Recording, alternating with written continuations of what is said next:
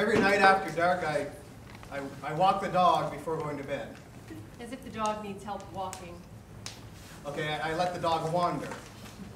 And I climb the white pine tree that grows in our backyard. My husband needs the time to be alone. And so do I. I use the time to do my 20-minute workout. The branches of a white pine tree are very evenly spaced. I can climb it like a ladder. My husband and I have not been intimate for a long time.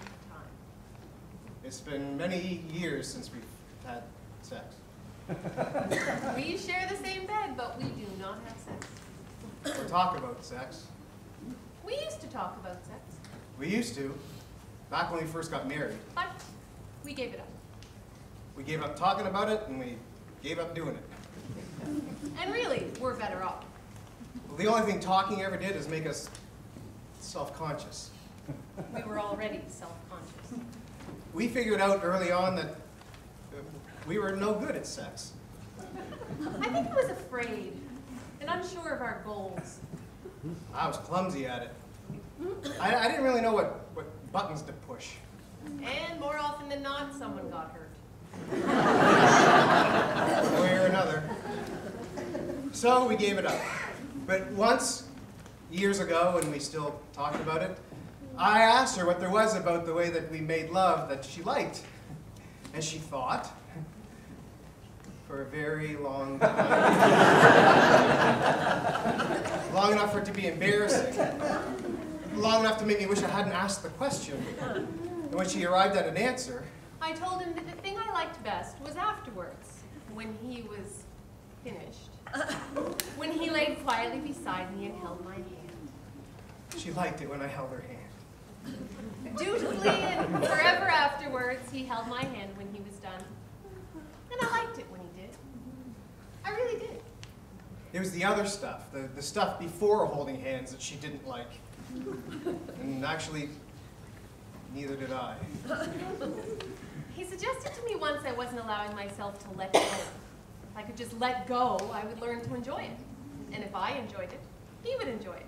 So I tried to let go. But it turns out it's hard to tell the difference between letting go and taking a nap.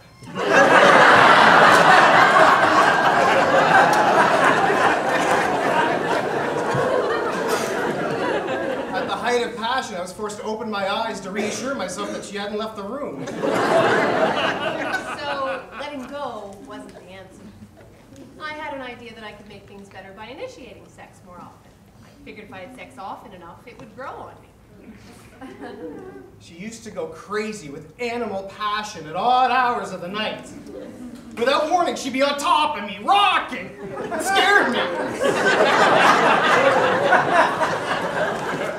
I began to develop a sleeping disorder, fearing a nocturnal ambush.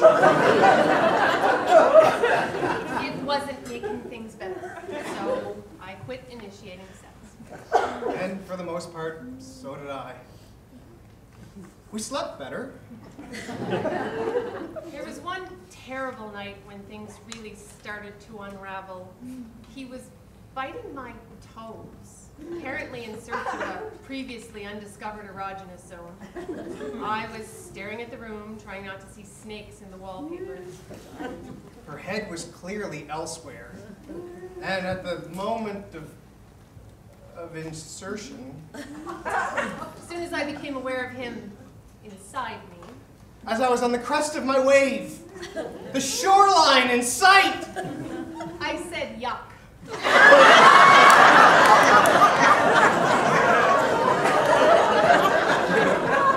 she said, yuck.